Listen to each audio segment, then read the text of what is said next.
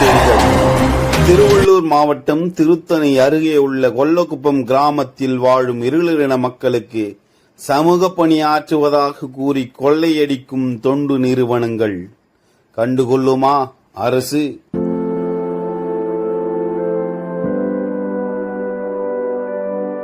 திருத்தணி சுற்றி பல்வேறு கிராமங்களில் வாழும் இருளரின மக்களை இவ்வாறு தொண்டு செய்வதாக தொண்டு நிறுவனங்களிடம் கூறி பல லட்சம் சூறையாடும் சமூக பணியாளர்கள் என்ற போர்வையில் சமூக கொள்ளையர்கள்.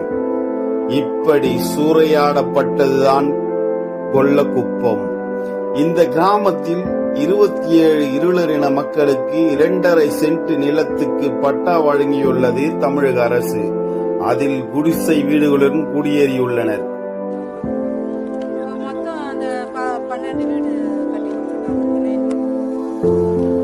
அவர்களிடம் குடிசையை மாற்றி வீடு கட்டித் தருவதாக கூறி சமூக பணியாளரான காயத்ரி விஸ்வநாதன் கூறியுள்ளனர்.